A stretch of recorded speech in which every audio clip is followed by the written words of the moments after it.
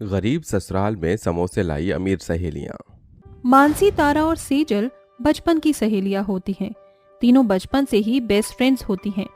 जहां तारा और सेजल बहुत अमीर परिवार से होती हैं, वहीं मानसी एक गरीब परिवार से होती है। लेकिन अमीर और गरीब होने के बावजूद भी तीनों सहेलियों में कभी भी किसी तरह का कोई भेदभाव नहीं था। तीनों सहेलियां हमेशा बहनों की तरह मिलकर रहती थीं। सेजल, मानसी, हम तीनों के इतने अच्छे नंबर आए हैं, क्यों ना इसी बात पर हम लोग पार्टी करें। हाँ तारा, मेरे घर के पास ही कुछ दिन पहले ही एक नया रेस्टोरेंट खुला है। उस रेस्टोरेंट के समोसे बहुत ही ज्यादा टेस्टी हैं। हम सब वहीं चलते हैं।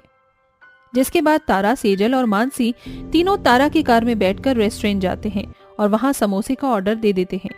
थोड़ी ही देर में गर्मा गर्म समोसे आ जाते हैं। मानसी जैसे ही उन समोसों को खाती है तो मानसी को वो समोसे बहुत ही ज्यादा पसंद आते हैं। वाह यार, ये समोसे तो बहुत ही ज्यादा टेस्टी हैं। मैंने आज से पहले इतने अच्छे समोसे कभी भी नहीं खाए। मानसी, अगर तुम्हें ये समोसे इतने ही ज्यादा पसंद हैं तो तुम हमारे भी समोसे खा लो, हम दोबारा ऑर्डर कर लेंगे। जिसके बाद मानसी जल्दी से सारे समोसे खा लेती है। मानसी को शुरुआत से ही समोसे बहुत ज्यादा पसंद होते हैं, इसीलिए तीनों अक्सर कहीं ना कहीं समोसे खाने के लिए जाया करती थीं। ऐसे ही समय बीतता रहता है और तीनों सहेलियों की शादी हो जाती है। तारा और सेजल अमीर परिवार से होते हैं, इसीलिए उनकी शादी एक अमीर परिवार से ही होती है। लेकिन वही मानसी का गरीब परिवार से होने के कारण मानसी की शादी एक गरीब परिवार में ही होती है। शादी के बाद तीनों सहेलियां अपने अपने ससुराल चली जाती हैं। तारा और सेजल तो शादी के बाद बड़ी ही खुशी से अपने ससुराल में रहती हैं, लेकिन मानसी का ससुराल बहुत ज्यादा गरीब होता है, इसीलिए उसे अपनी छोटी छोटी ख्वाहिशों को मार कर रहना पड़ता है। बहू ये ले, ये 200 रुपये है। जाकर बाजार से सब्जी और थोड़ा बहुत राशन लिया। घर में ना तो सब्जी है ना ही राशन।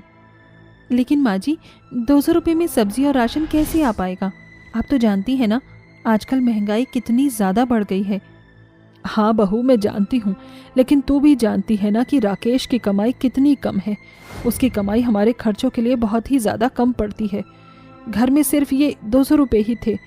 अब हमें राकेश की तनख्वाह मिलने तक इन्हीं 200 रुपये में गुजारा करना पड़ेगा।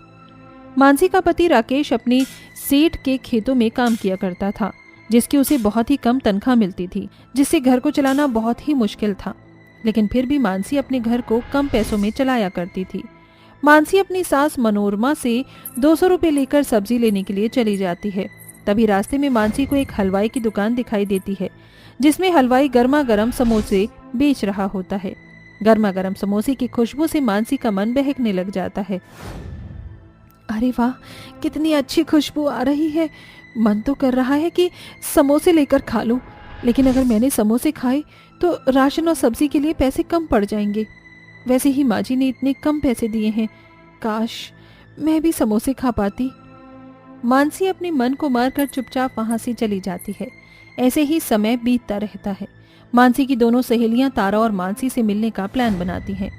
सेजल, मानसी से मिले हुए कितना टाइम हो गया है, क्यों ना हम उससे मिलने उसके ससुराल जाएं? हाँ तारा, सच में मानसी से मिले हुए बहुत ज्यादा टाइम बीत गया है। चलो उसे मिलने चलते हैं। देखना, वो हम दोनों को देखकर बहुत ही ज्यादा खुश हो जाएगी। जिसके बाद तारा और सेजल मानसी से मिलने के लिए उसके ससुराल जाती हैं। मानसी के ससुराल पहुंचते ही तारा और सेजल देखती हैं कि कैसे इतनी कड़ी धूप में मानसी अपने आंगन में बैठकर कपड़े धो रही है। मानसी की नजर जैसे ही सेजल और तारा पर पड़ती है तो वो बहुत खुश हो जाती है। मानसी, तू कैसी है? तुझे तो हमारी याद ही नहीं आती, इसलिए हम ही तुझसे मिलने के लिए आ गए। ऐसा नहीं है तारा, सेजल, शादी के बाद कभी इतना समय ही नहीं मिला कि तुम दोनों से आकर मिल सकूं। लेकिन तुम दोनों को यहाँ देखकर मुझे बहुत ज्यादा खुशी हो रही है। चलो अंदर चलो। मानसी तारा और सेजल को अपने छोटे से घर के अंदर लेकर आ जाती है और उनके लिए चाय नाश्ता बनाती है। गर्मी में पसीना बहाते हुए मानसी को खाना बनाता देख तारा और सेजल को बहुत ज्यादा बुरा लगता है, लेकिन वो इस बारे में मानसी से कुछ भी नहीं कहती। तारा, सेजल और मानसी आपस में बैठकर खूब सारी बातें करते हैं और शाम होने के बाद तारा और सेजल अपने घर वापस लौट जाती हैं। तारा, तुमने मानसी के घर के हालात देखे थे? वो बेचारी कैसे इतनी गरीबी में जी रही है। शादी के बाद भी उसे इस गरीबी से छुटकारा नहीं मिला। इतनी गर्मी में चूल्हे पर बैठकर वो हमारे लिए नाश्ता बना रही थी। मानसी को ऐसी हालत में देखकर मुझे बहुत बुरा लग रहा है। मुझे तो ऐसा लग रहा है कि मानसी को अपनी छोटी छोटी ख्वाहिशों को अब मारना पड़ता होगा। तुम्हें याद है ना कैसे तुम, मैं और मानसी अक्सर कॉलेज के बाद समोसे खाने जाया करती थी। लेकिन मुझे तो ऐसा लग रहा है कि शादी के बाद तो मानसी ने समोसे खाना तो दूर, समोसों को छुआ भी नहीं होगा। सेजल, तुम बिल्कुल ठीक कह रही हो। हमें मानसी के लिए कुछ न कुछ करना पड़ेगा। हम अपनी सहेली को इतने दुख और गरीबी में रहते हुए नहीं देख सकते हैं। जिसके बाद से सेजल और तारा एक प्लान बनाते हैं और अगले दिन ही दोबारा मानसी के ससुराल पहुंच जाते हैं। लेकिन इस बार वो खाली हाथ नहीं जाते। उनके हाथों में 2 बड़े बड़े बैग होते हैं जिनके अंदर बहुत सारे समोसे होते हैं। अरे सेजल और तारा, तुम दोनों यहाँ पर, वो भी इतनी सुबह सुबह? सब कुछ ठीक तो है ना? और तुम्हारे हाथ में ये बैग कैसे हैं? मानसी, इनके अंदर समोसे हैं। हमें पता है कि तुम्हें समोसे बहुत ज्यादा पसंद है और आई एम श्योर कि तुमने शादी के बाद समोसे नहीं खाए होंगे, इसीलिए आज हम तुम्हारे और तुम्हारे परिवार वालों के लिए समोसे लेकर आए हैं। तारा की बात सुनकर मानसी की आंखों में आंसू आ जाते हैं और वो उनके गले लग जाती है। बस बस, अब रोना स्टार्ट मत कर देना। ये लो, जल्दी जल्दी से इसे खा लो वरना ठंडे हो जाएंगे। और हाँ, ये लो कुछ पैसे। ये पैसे? लेकिन ये पैसे तुम मुझे क्यों दे रही हो?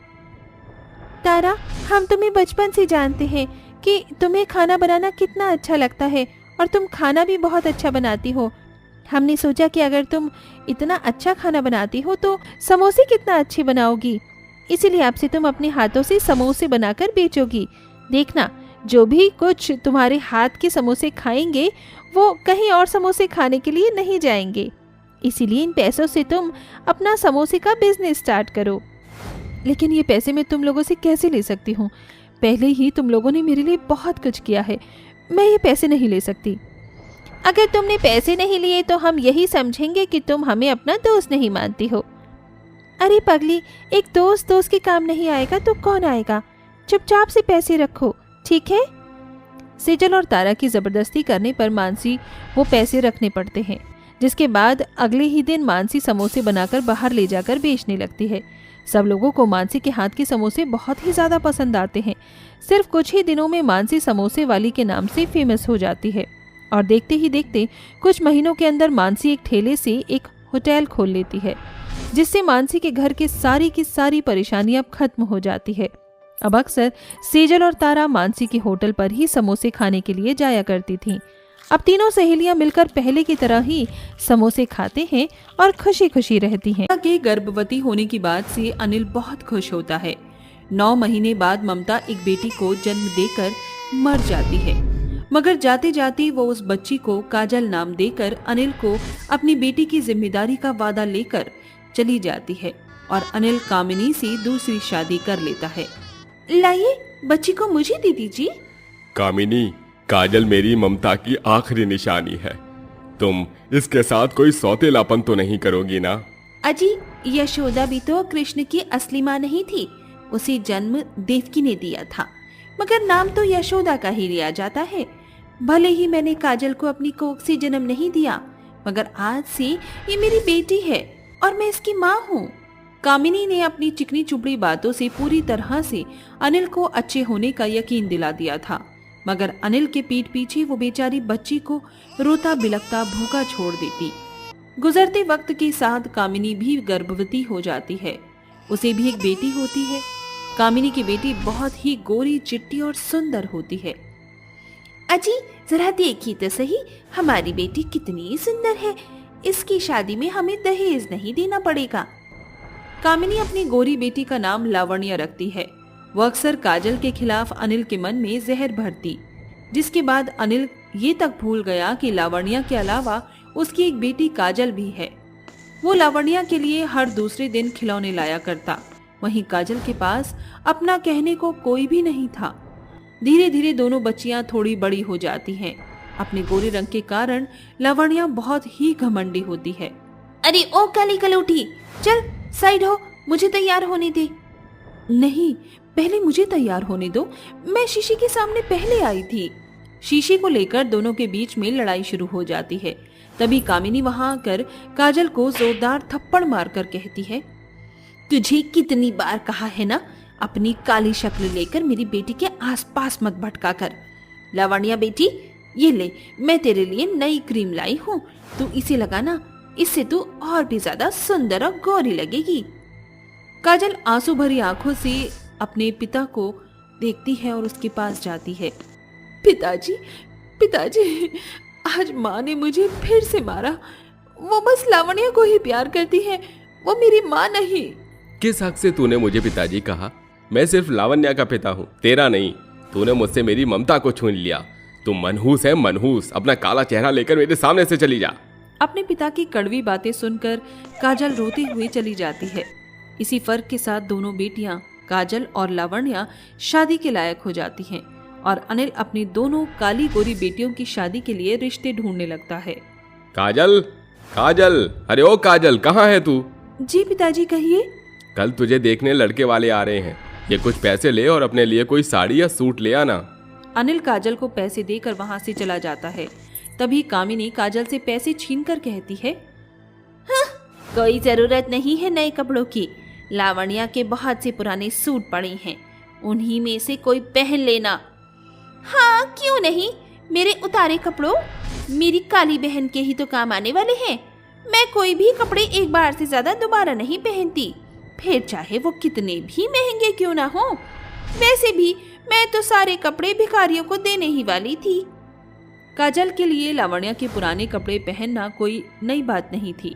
अगले दिन काजल लावण्या का दिया पुराना सा सूट पहनकर तैयार हो जाती है और मंजू अपने बेटे संदीप के साथ काजल को देखने आती है, मगर काजल का काला रंग देखकर वो शादी के लिए मना कर देती है। माफ करना भाई साहब, ये रिश्ता नहीं होगा। देखिए मेरे बेटे को, मेरा बेटा दूध की तरह गोरा है और आपकी बेटी तो अमावस की काली रात है, आते ही मेरे घर को अंधेरा कर देगी। माँ, एक सांवले रंग के लिए आप काजल को ठुकरा रही हैं? रंग में क्या रखा है? मुझे काजल पसंद है। संदीप पेशे से एक कलेक्टर था, इसलिए वो बहुत ही खुले विचारों का था। काजल की शादी तय होने के कुछ ही दिनों बाद लावण्या की शादी भी रणवीर नाम के एक लड़के से तय हो जाती है और दोनों बेटियों के होने वाले ससुराल से शादी का शगुन आता है। देख देख मेरी काली बहन, मेरे ससुराल वालों ने मुझे कितना महंगा शगुन भेजा है। पता है, मेरी शादी के लिए उन्होंने लाखों का लहंगा भेजा है, पर तेरा होने वाला सो कॉल्ड खुददार कलेक्टर पति, उसने बस ये तुच्छा सा लहंगा भेजा है। लावण्या, ये हमारी शादी का शगुन है, कम से कम इसे तो पैसों में मत तोलो। मैं अपने सस्ते से लहंगे में भी बहुत खुश हूँ। हाँ हाँ, अब जो है जितना है उसी में खुश रहने की आदत तो डालनी ही होगी। कामिनी अपनी गोरी बेटी की हल्दी के लिए महंगा ड्रेस बनवाती है और वहीं अपनी काली बेटी को पीले रंग की सस्ती सी साड़ी पहनने को देती है। लावण्या बेटी, ये ड्रेस पहनकर आ जा, हल्दी शुरू होने वाली है। Thank you so much mummy, मेरी हल्दी की ये ड्रेस कितनी अमेजिंग है। मैं तो इस ड्रेस में इंस्टा पर बहुत सारी पिक अपलोड करूंगी। अरे ओ मेरी काली बहना, तू ना बस मुझसे दूर ही रहना। थोड़ी देर में दोनों बहनों की हल्दी शुरू हो जाती है। सभी मेहमान कामिनी और अनिल अपनी गोरी बेटी लावण्या को खुशी से हल्दी लगाते हैं। भगवान करे मेरी बेटी लावण्या को उसके ससुराल में हर खुशी मिले। अरे देखो तो जरा, ये हल्दी का रंग मेरी गोरी बेटी के चेहरे पर कितना खिल रहा है। कितनी प्यारी लग रही है तू, किसी की नजर न लगे तुझे। डोंट वरी मम्मी, मुझे किसी की नजर नहीं लगेगी। मेरी काली बहन है ना मेरा काला टीका। लाओ दो मेरी प्यारी काली बहन, मैं भी तुम्हें हल्दी लगा देती हूँ। कम से कम तुम थोड़ी गोरी तो नजर आओगी। गोरी कमंडी लावण्या हल्दी के बीच में ही अपनी काली बहन की बहुत बेइज्जती करती है, इसीलिए कि लावण्या गोरी होती है। शादी से जुड़े उसके हर शौक पूरे किए जा रहे थे, फिर चाहे वो महंगी से महंगी ज्वेलरी हो, लहंगा हो, यहाँ तक कि उसकी शादी के लिए अलग से महंगा मंडप भी सजाया जाता है। वहीं काजल के लिए हर चीज में कंजूसी हो रही थी। लावण्या बेटी, पार्लर वाली आ गई है, तू जल्दी रेडी हो जा। अरे सुनो जरा, मेरी बेटी को ऐसा सजाना कि सभी लोग देखते रह जाएं। Sure ma'am. मम्मी, आपने मेरे लिए पार्लर वाली नहीं बुलाई? अरे तुझे पार्लर वाली की क्या जरूरत है, तू तो पहले ही इतनी काली है, तुझ पर कितना भी मेकअप घिस लेंगे ना, तब भी तू अमावस का खोया हुआ चांद ही लगेगी, हूर की परी नहीं हो जाएगी। फिर तुझ पर फ्री फंड के पैसे क्यों फूकना। काजल उदास होकर खुद ही से तैयार हो जाती है और आंखों में आंसू लेकर अपने पिता के कमरे में जाती है। पिताजी, आज इस घर आंगन से हमेशा हमेशा के लिए मेरी डोली उड़ जाएगी। अपनी इस अभागन बेटी को आज तो आशीर्वाद ही दीजिए। अचानक दीवार पर टंगी तस्वीर जमीन पर गिर जाती है और अनिल को अपनी पहली पत्नी ममता से किया हुआ वादा याद आता है, जिसके बाद वो काजल के साथ किए गए खुद के फर्क पर फूट फूट कर रोता है। बेटी, अपने इस पिता को माफ कर दे। कामिनी ने मुझे मेरी अपनी औलाद से दूर कर दिया और आज मेरी उस बेटी की शादी है। तेरे सामने आज तेरा अभागा पिता तुझे दिल से दुआ देता है। तुझे तेरे ससुराल में इतना प्यार मिले कि तुझे इस मायके की याद ना आए। इसके कुछ ही पल में दोनों बेटियों के फेरे शुरू होते हैं। तभी अचानक फेरों में लावण्या के लहंगे में आग लग जाती है, जिसे देखकर लोगों में भगदड़ मच जाती है। मगर काजल मंडप से भागकर आती है और अपने हाथों से आग बुझाती है, जिस कारण उसका हाथ जल जाता है। लावण्या, मेरी बहन, तुम ठीक तो हो ना? भगवान का शुक्र है तुम्हें कुछ नहीं हुआ। मैं ठीक हूँ काजल दीदी। देख लिया कामिनी, मेरी बेटी को तुम जिंदगी भर कोसती रही, आज उसने लावण्या की जान बचाई। काजल, मेरी बेटी, अपनी इस माँ को माफ कर दे। अगर आज तू ना होती तो जाने क्या होता। काजल अपनी माँ को माफ कर देती है, जिसके बाद धूमधाम से दोनों बेटियों की शादी और विदाई होती है। काजल अपनी जिंदगी में आज बहुत खुश है।